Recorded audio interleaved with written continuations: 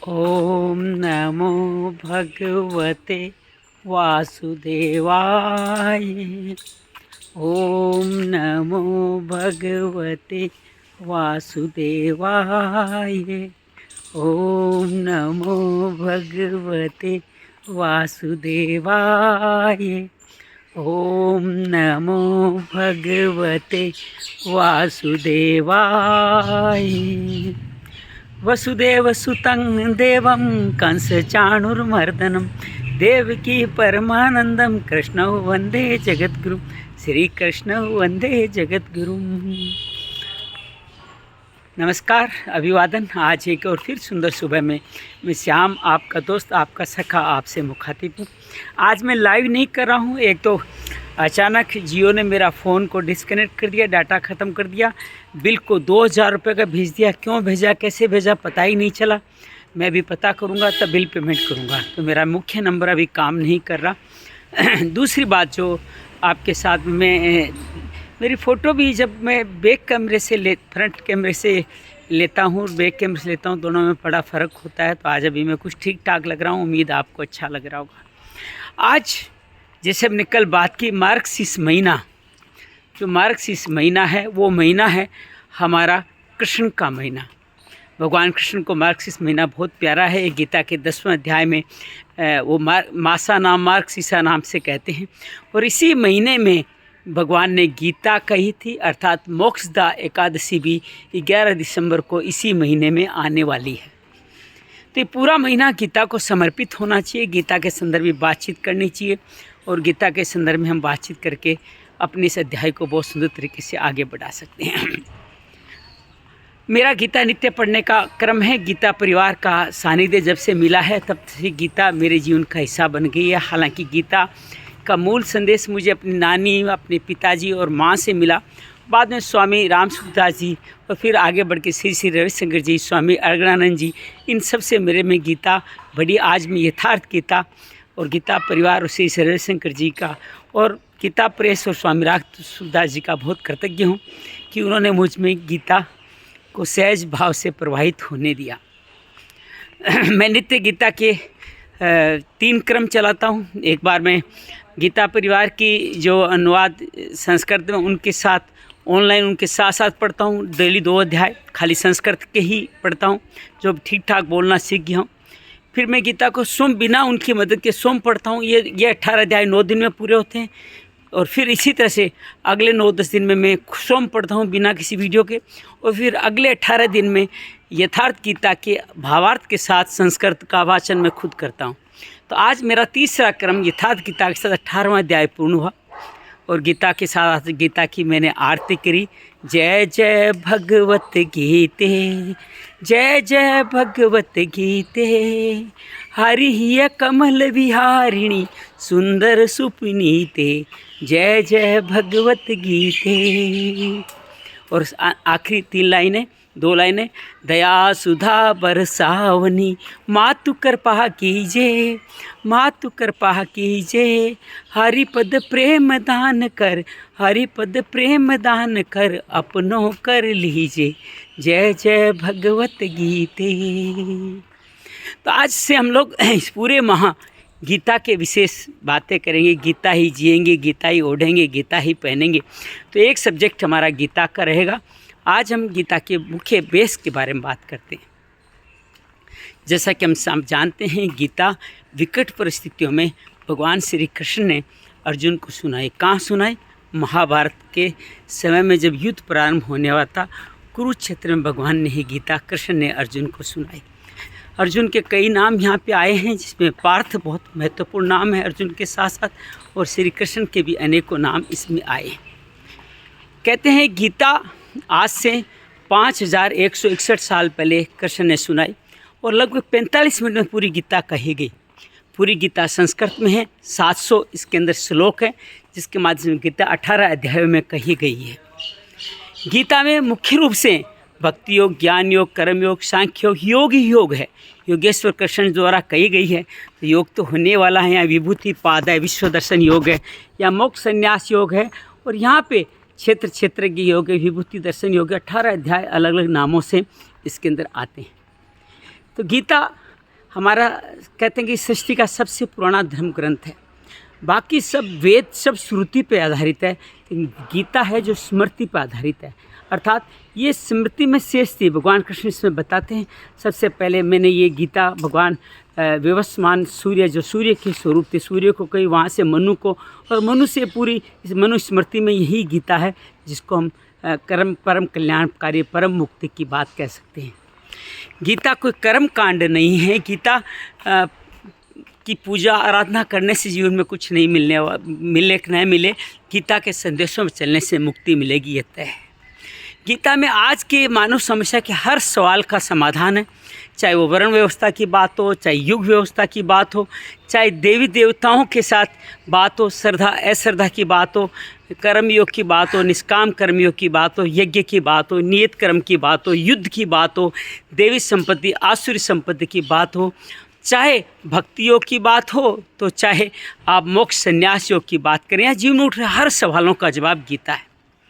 एक संत स्वामी अग्रगानंद जी कहते हैं कि जब गीता कही गई तो विश्व में कोई धर्म ही नहीं था। 5161 साल पहले की हमारा मुस्लिम धर्म की बात करें, इस्लाम धर्म की बात करें तो सिर्फ 1500 साल पुराना है।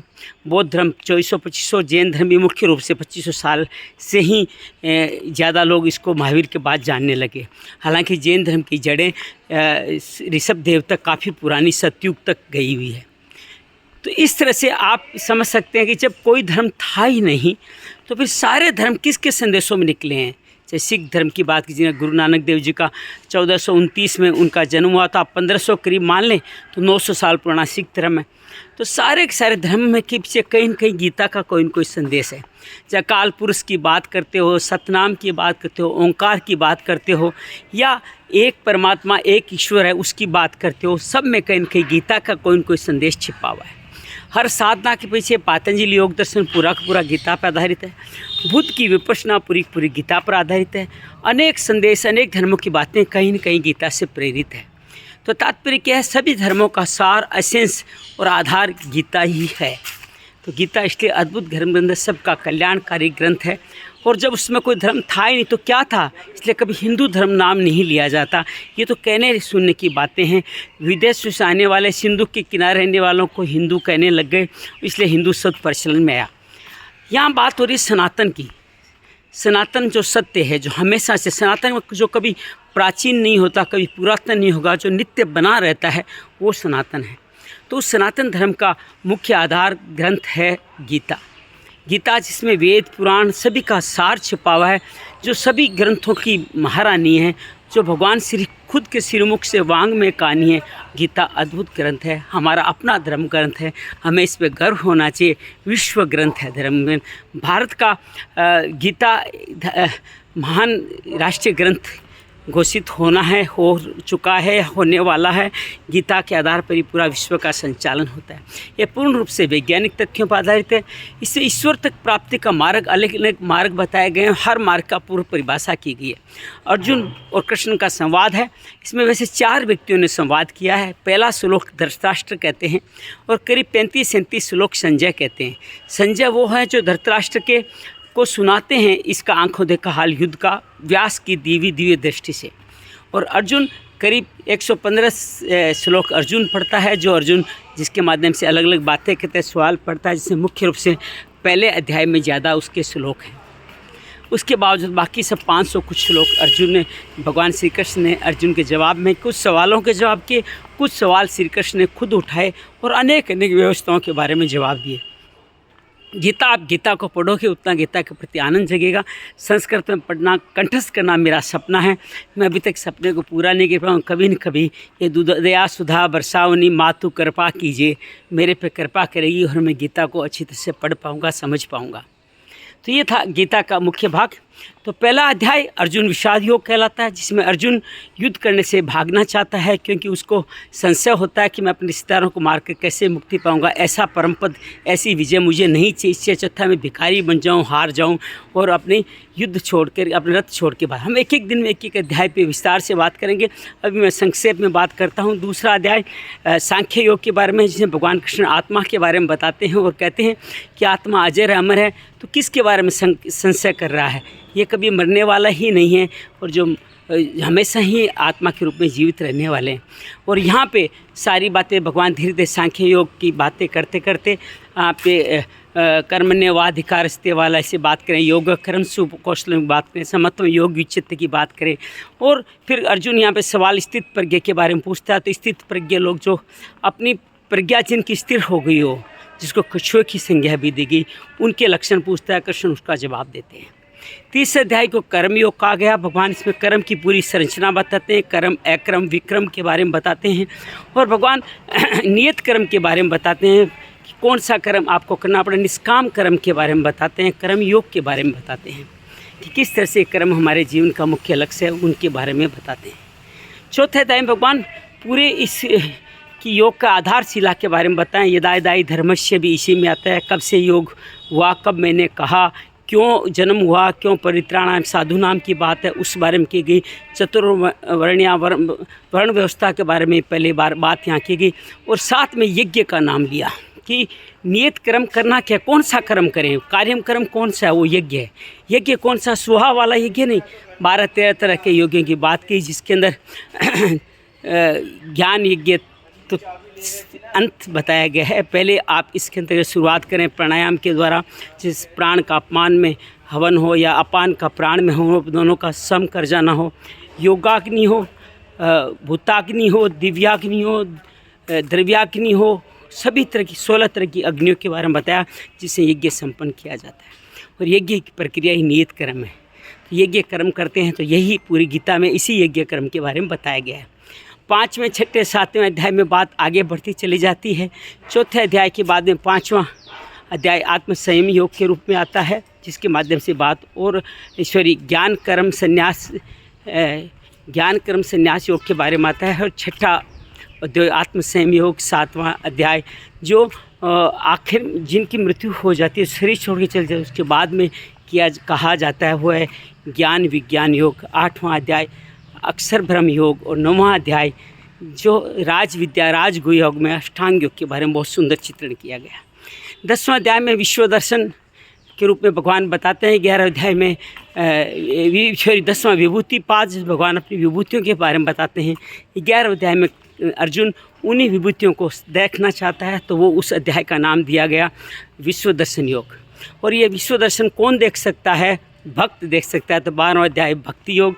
13वां अध्याय इस क्षेत्र जो स्टार्ट में धर्म क्षेत्र कुरुक्षेत्र में जिस क्षेत्र की बात की, वो क्षेत्र कौन है, क्षेत्रज्ञ कौन है, तो क्षेत्रज्ञ योग 13वां अध्याय था।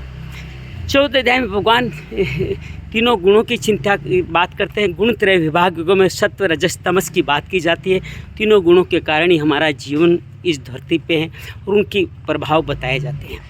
15वें अध्याय में पुरुषोत्तम योग में भगवान एक अद्भुत बात करते हैं और एक ऐसे पेड़ की कल्पना करते हैं जिसके अंतर्गत जो तना उल्टा है और जिसकी शाखाएं वेदों के पत्तों की तरह है, जो अनंत काल तक फैली हुई है। जो जितनी गहराई तक नीचे गया है उतना ही वो तमस में है, फिर रजस में है, फिर सत्व में है। इस तरह से इस क्षेत्रज्ञ की बात की गई। और इसी के अंदर भगवान ने हरिओम तत्सत की बात की, तत्सत की बात की, कैसे हरि ओम और तत् और सत, ओम हरि ओम तत्सत अर्थात ओम का नाम लेने को कहा, तत् अर्थात उस परमात्मा को सत्य सनातन जो परंपरा है उसके बारे में बताया। 16वें अध्याय में भगवान देवासुर संपत्ति विभाग में जो पहले कुरुक्षेत्र में देवासुर असुरी संपत्तियों की बात की, वो 26 तरह की देवासुर संपत्तियों के बारे में बताया और 6 तरह की असुरी संपत्तियों को बताया। असुरी संपत्तियों का विस्तार ज़्यादा है। उनकी मैं नरक के 3 द्वारों की, काम क्रोध लोभ की बात की और पूरी सभी इन देवा संपत्तियों को जो प्राप्त कर लेता है उसके गुण भी बताए। और 17वें अध्याय में आकर के श्रद्धात्रय, 14वें अध्याय में गुणातीत के बारे में बात की। गुण से अतीत जो हो जाता है, तीनों गुणों से परे चले जाता है, वो कैसे विशेष व्यक्ति हो जाता है, उसके गुणों के बारे में चिंता की। और 17वें अध्याय में श्रद्धात्रय गुण विभाग है। श्रद्धा, भगवान अर्जुन फिर सवाल पूछते हैं जो श्रद्धा में नहीं हो क्या आपको पूछते हैं उनका क्या होता है। भगवान श्रद्धा की महत्मा बताते हैं। श्रद्धा ज्ञान लभते को श्रद्धा, श्रद्धावान ही ज्ञान पा सकता है, उसके बारे में बताते हैं। और फिर यज्ञ दान तप और भोजन के भी सत्व रजस तमस के तीनों मतलब समझाते हैं, गुण को अलग अलग विभाग से इनका वर्गीकरण करते हैं। यही वर्गीकरण 18वें अध्याय में भी जारी रहता है। 18 में अर्जुन त्याग के बारे में पूछता है। वही बात मैं आज आपके साथ में इससे थोड़ी विस्तार से करता हूँ कि भगवान कृष्ण 18वें अध्याय में उपसंहार में पहले 50 श्लोकों में भगवान बच्चे में विभाजन लेते हैं और अगले 22 श्लोकों में इस पूरे गीता का सारांश उपसंहार अर्जुन को प्रस्तुत करते हैं और पूछते हैं कि तेरा भ्रम नष्ट हुआ क्या। तो अर्जुन कहता है हाँ, मैं अब समझ गया हूँ सारी बात, अब मैं युद्ध करूँगा। तो ये बात, और संजय निर्णय देता है कि जहाँ अर्जुन और कृष्ण है वहीं विजय है। तो भगवान जब अर्जुन पूछता है कि त्याग के विभाजन के बारे में बताओ, तो भगवान त्याग जो संन्यास का ही अंग है, संपूर्ण सर्वस्व का त्याग संन्यास कहा गया। तो भगवान कहते हैं कि ग्रंथों में त्याग 4 तरह के गए हैं। एक है संपूर्ण कर्मों का त्याग, दूसरा काम्य कर्मों जिसमें कामना बढ़ती है उन कर्मों का त्याग, तीसरा है संपूर्ण कर्म फलों का त्याग, और चौथा जिसके अंदर कहा गया भगवान ने वो कहा गया कि आप इसके अंदर यज्ञ दान तप कर्म को छोड़ के बाकी कर्मों का त्याग।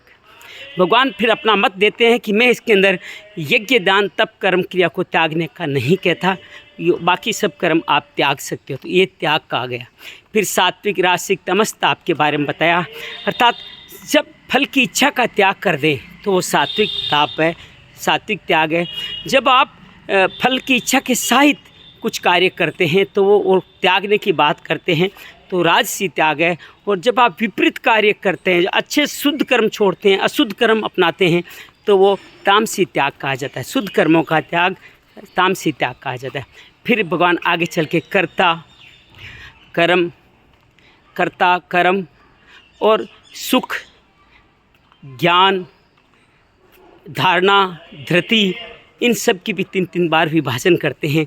साथ ही कर्म के पीछे के 5 इसके अंतर्गत 5 कारण हैं, उनको बताते हैं। इसमें कर्ता, करण, इच्छाएं, उनका आधार और संस्कार, 5 चीज़ों के कारण हर कर्म कंप्लीट होता है, इसके बारे में बताते हैं। तो भगवान बार बार कहते हैं कि जो कर्ता शुभ कार्य में लगा हुआ है, सात्विक कार्य में लगा हुआ है, वो आपका कर्म जो है वो सात्विक कर्म है। भगवान इसके अंदर यह भी कहते हैं मनसा वाचा कर्मणा, जो आदमी सत्य की तरफ चलता है, इन तीनों तरफ से अपने आप को सिर को तपाता है, वो पिछले अध्याय में कहे गए वो सात्विक तप है। तो यहाँ भी यही कहते हैं कि आप इन कार्यों में अगर लगे रहे, इनका करते हैं तो आप कर्ता ये कार्य में लगते हैं तो आप सात्विक करता है, और ऐसे कर्म को ही सात्विक कर्म कहा गया है। राजसिक कर्म इन कार्यों में फल की इच्छा के साथ या आधे अधूरे लगना सात्विक राजसिक कर्म और राजसिक कर्ता का भाव कहा गया है। तामसिक इनकी विपरीत दूसरों को नुकसान पहुंचाने वाले तामसिक कर्म कहा गया है। इसी तरह ज्ञान ज्ञेय और ज्ञाता के बीच में बात की जाती है, कैसे तत्व पुरुष महापुरुष के अंदर संपर्क में जाने की बात की जाती है। सात्विक सुख जो स्टार्ट में विष समान लगते हैं, बाद में अमृत समान आपको परिणाम देते हैं, वो सात्विक सुख कहलाते हैं। उसी तरह राजसिकतम जो अभी स्टार्ट में आपको सुख समान लगते हैं, बाद में आपको तकलीफ़ देते हैं, वो राजसिक सुख है।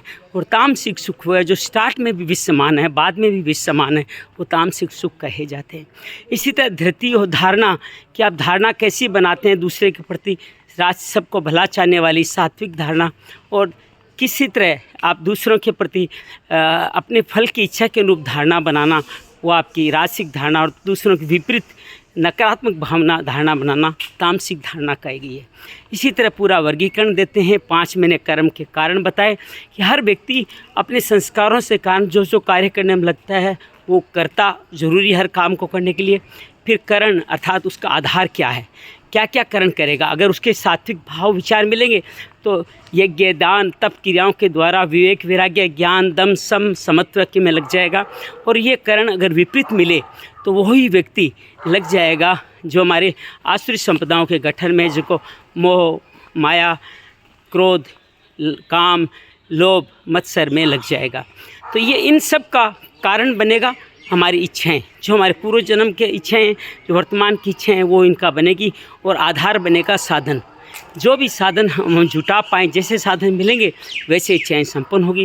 और ये सब कुछ होगा संस्कार के आधार पर, अर्थात आपके पास क्या संग्रह है, क्या शक्तियाँ है, किस जन्म की है, उसके आधार पर आपका ये कार्य होने वाला है।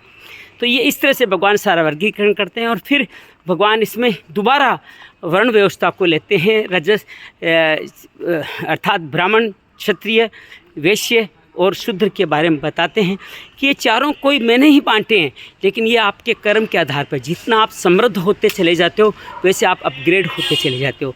जो अभी अल्पज्ञ है, जो अभी सेवा करके आगे बढ़ रहा है, उसको शूद्र कहा गया है, जिसको कलयुग भी कहा गया है। और फिर आप थोड़ा बहुत कलयुग कम होता है, थोड़ा बहुत आप में तमस रहता है, थोड़ा बहुत रजस आ जाता है, तो वैश्य कहता है जब आप साधन जुटाने लगते हो, आपको पता चल जाता है जीवन में क्या करना है। साधन जुटाने, गौ रक्षा, वाणिज्य, ऐसे कई बात कहेंगे। अल्टीमेटली भाव ये था कि आप साधन जुटाने लग जाए, संपत्तियाँ, देवी संपत्तियाँ इकट्ठी करने लग जाए, ये वैश्य कर्म बताया गया। और फिर इन रजस कम हो जाता है, सत्व थोड़ा बढ़ने लग जाता है, तो क्षत्रिय बन जाता है। जो साधन आपने वैश्य बन के जुटाए हैं, उन साधनों को शौर्य के साथ आप जीवन में प्रयोग करने लग जाए, तो वो कहलाएगा आपका क्षत्रिय धर्म, जिसके अंदर आप यज्ञ करते हैं, तप करते हैं, प्राणायाम करते हैं, साधना करते हैं, पूरे हिम्मत के साथ जुटे रहते हैं।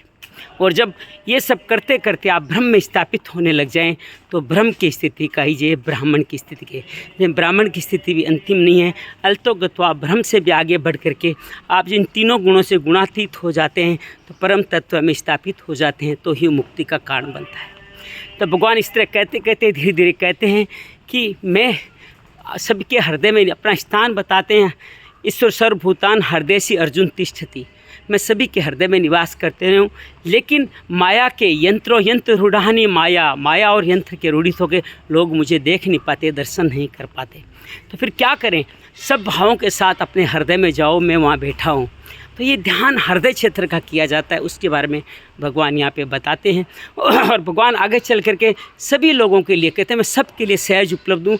कैसा भी व्यक्ति हो, कैसा भी नीच प्राणी हो, किसी तरह का लोग हो, अगर वो हृदय से, मन के भावों से, श्रद्धा से मुझ में लग जाता है, तो मैं उसका कल्याण करने के लिए सदैव तत्पर हूँ।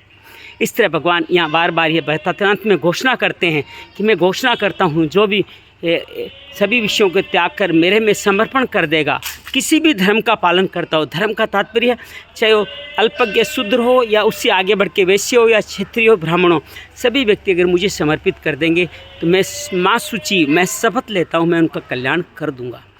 फिर भगवान इसके बाद में इस ग्रंथ को किसको बताना है, उपसंहार पे आ जाते हैं। कैसे उन्होंने शुरू से जो जो घटनाएं करी, कैसे कर्मयोग के बारे में बताया, कैसे यज्ञ के बारे में बताया, कैसे गुणातीत भक्तों के बारे में बताया, उनकी दोबारा चर्चा करते हैं, उपसंहार निसार स्वरूप प्रस्तुत करते हैं। और अंत में अर्जुन से पूछते हैं, और हाँ, ये गीता किसको सुनाई जाए उसके बारे में बात करते हैं। जो इस गीता का कल्याणकारी भाव समझे उन्हीं को गीता सुनानी चाहिए, उसके बारे में भगवान बार बार बात करते हैं कि जो इस गीता को सुन करके, और कहते हैं जिसको सुनते हैं, पढ़ते हैं, जो इसका बार बार वाचन करते हैं, वो मुझे बहुत प्रिय है। वो उनको मैं ज्ञान यज्ञ से मैं संपन्न कर दूंगा, ये मेरा वादा है। और कहते हैं जो इसका विरोध करते हैं, जो इसमें नकारात्मकता ढूंढते हैं या इस पे चलना नहीं चाहते, उनको ये गीता नहीं सुनानी चाहिए, ऐसा भी कहा गया है। और भगवान उसके बाद में अर्जुन से पूछते हैं तेरा मोह नष्ट हुआ क्या? अर्जुन कहते हैं हाँ, मेरा मोह नष्ट हुआ, मैं अब युद्ध करने को तैयार हूँ। फिर संजय बताते हैं कि किस तरह मैंने अद्भुत रोमहर्षक ये संवाद सुना, परंतु मैं अपना निर्णय देते हैं कि जहाँ अर्जुन है, वो अब किसको निर्णय दे रहे हैं? धृतराष्ट्र को। खुलेआम कह रहा है कि जहाँ अर्जुन और कृष्ण है वही जीतेंगे, अर्थात आपका पुत्र हारने वाला है, ये बात कहते हैं। यही गीता संपूर्ण होती है। तो आज हमने उल्टी गंगा शुरू की है, मोक्ष संन्यास योग सार बताया, उपसंहार बताया, और कल से हम पहले अध्याय से इन बातों पे बातचीत करना चालू करेंगे। तो एक बार फिर श्री कृष्ण वंदे जगत गुरु, जय जय भगवत गीते, जय जय भगवत गीते, हरि कमल विहारिणी सुंदर सुपुनीते, जय जय भगवत गीते। दया प्रेम दया सुधा बरसावनी, मातु कृपा कीजिए, मातु कृपा कीजिए, हरिपद प्रेम दान कर, हरिपद प्रेम दान कर, अपनों कर लीजिए, अपनों कर लीजिए, जय जय भगवत गीते। तो इसके बारे में हमने आज चर्चा की, गीता के बारे में। ये संवाद चूँकि 25 मिनट का हो गया, मैं यहीं पे इसको रोकता हूँ। फेसबुक में तो शायद जा भी नहीं पाएगा, यूट्यूब पे आपसे बातचीत करेंगे। अगले संदेश में हृदय के बारे में, हृदय रोग के बारे में बात करना चाहता था, और एक दो विषय पे और बात करना चाहता, लेकिन इसके बाद फिर कभी करेंगे। आप सबसे अनुरोध करता हूँ कि इन गीता जयंती 11 दिसंबर तक के अपने इस मार्गशीर्ष मास में बहुत सारा गीता पर अध्ययन करें, गीता को पढ़ें, गीता को बांटें, गीता को पढ़ना सीखें, संस्कृत में पढ़ना सीखें, इसका भावार्थ समझें, गीता पढ़ें, पढ़ाएं और जीवन में उतारें। यही इस मार्क्स का संदेश है, भगवान कृष्ण का संदेश है, उनकी कृपा पाने का संदेश है, मुक्ति पाने का संदेश है, हर तरफ से मुक्ति पाने का संदेश है, जिसके बारे में भगवान ने बताया। मैंने सारांश में गीता के अध्याय, गीता के श्लोक, किसने किसको कही, गीता का महत्व है और गीता के 18वें अध्याय को आपके सामने रखने का प्रयास किया। उम्मीद है आप सबको ये भाव अच्छा लगा होगा। हालांकि मैं लाइव नहीं कर पाया, उसका मुझे अफसोस है। देखिए हम कैसे कितनी बातें मैं आपके साथ शेयर कर पाता हूँ। अच्छा लगे तो कमेंट कीजिएगा, साझा कीजिएगा, लोगों को बताइएगा। आज मैं रात को बनारस जा रहा हूँ, तो कल का ब्लॉग शायद बनारस से हो, कल बनारस से बात करेंगे। बहुत बहुत धन्यवाद, बहुत बहुत मंगल हो, मस्त रहे, आनंद रहे, प्रसन्न रहे। धन्यवाद धन्यवाद धन्यवाद।